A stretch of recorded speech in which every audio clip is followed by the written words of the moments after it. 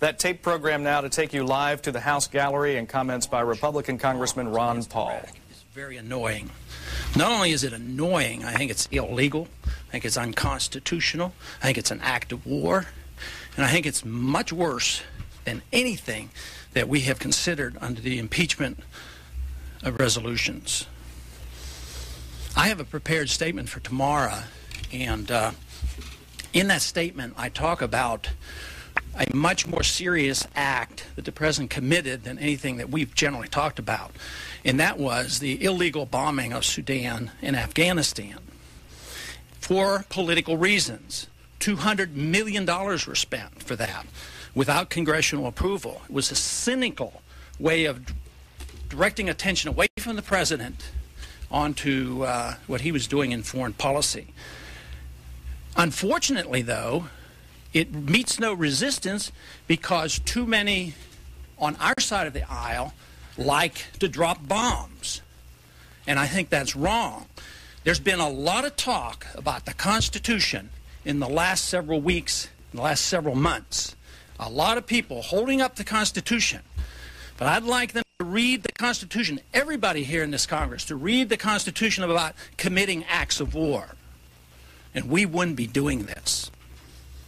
And I beg and plead that our leadership not get distracted from what they're doing because of this. This, to me, is an outrage, and we shouldn't be participating in it. We should not permit our president to do this. It's very dangerous. It has nothing to do with national security. Matter of fact, our national security is more jeopardized by permitting this to happen because we're liable to start a war. We're liable to have our military men killed. We're liable to have more attacks on us by terrorists because we're inviting these. There's just a bit of irony that our president can hide behind the military. A president that is not held in high esteem by the military, and he has never held the military in high esteem and has avoided it, and now he uses the military to hide behind. I think this is atrocious. I think it shouldn't be permitted. We should speak out. But the important reason is that this act of committing war, whether it's a Republican or a Democratic president, is wrong.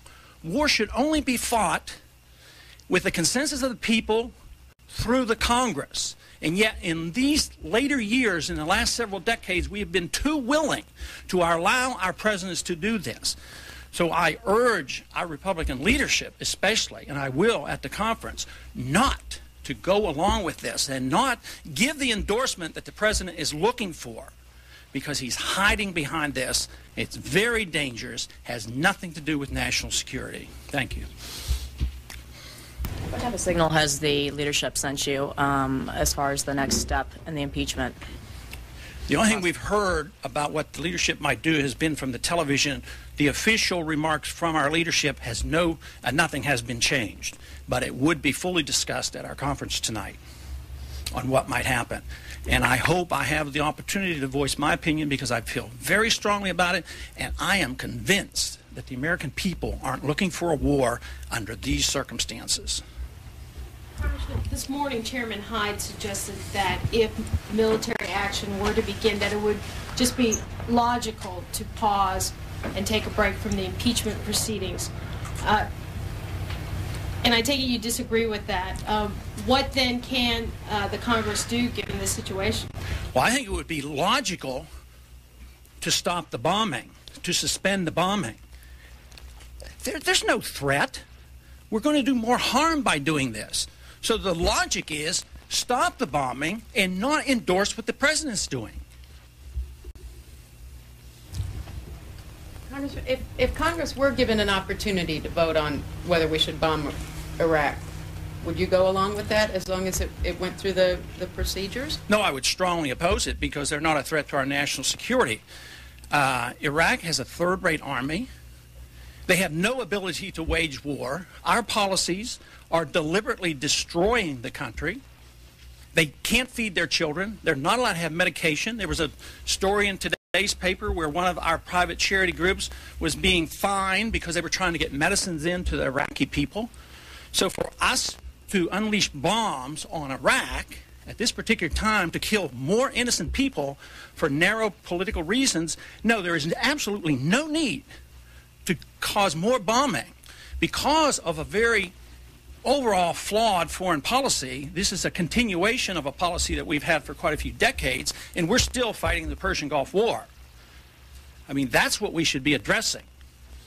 But I wish the Congress would address the unconstitutionality of presidents waging war. That, to me, is a lot more serious than Monica Lewinsky, let me tell you. How are you going to vote on impeachment? I'll vote for impeachment. For all 4 articles? Yes, unenthusiastically, because I think the charges are way too mild and not touching the issues that I would like to touch. I, for instance, am not comfortable with the investigation. I don't like the way it was done. I don't like the special prosecutor and their techniques. But I also detest, and I do not like, the administration's invasion of our privacy with the holding of 1,000 FBI records in the White House. Those are the kind of things that should have been investigated. We've omitted the serious charges. We played around with games on this sex scandal. And here, we as Republicans, our leadership too often endorses a foreign policy that gets the president off the hook, as they did when the president bombed Sudan and Afghanistan. If military action did start, would you propose going ahead with the impeachment proceeding? I don't think. No, I would. Yes, I would say go along with it if it's necessary, because he could. If he did, he might have the war for 2 years. So if you use the logic of, oh, there's a war going on, we shouldn't deal with what we're obligated to do. Oh, the longer the war lasts, the longer the president stays. No, we shouldn't do that. We should do what we're supposed to do it and get it over with. But it's serious. Were you at all suggesting that if the president were to order an attack on Iraq, that you would support adding another article of impeachment? Yes. Matter of fact, I think waging war without congressional approval is an impeachable act. They should not do this. It's clearly unconstitutional. But we have conditioned the Congress and the American people to the point where we allow our presidents to do too much that they should never have been permitted to do. He has a precedent for what he's doing, but he doesn't have the moral authority and he doesn't have the constitutional authority to do what he's doing. If, as a follow-up, if you attempted to do that, if events transpired that you attempted to do that, number one, do you think it would be found in order, meaning germane to the impeachment resolution? And number two, would you get any support? No. Well, I guess a clear answer to your question is I would feel that way, and I might say it, but it would would die of lack of support.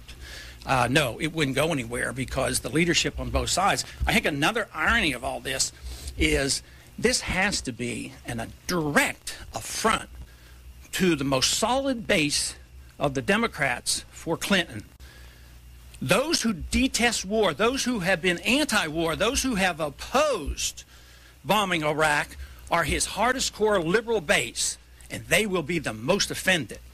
And they should have serious thought about this president if he cares so little about their feelings that he's ready to flaunt it in their face and say, we don't care about what you think about us bombing Iraq, even though you've gone to the mat for me to try to save my presidency. Why should they save his presidency if he does exactly opposite of what they believe when it comes to dealing with countries like Iraq? Thank you. Thank you.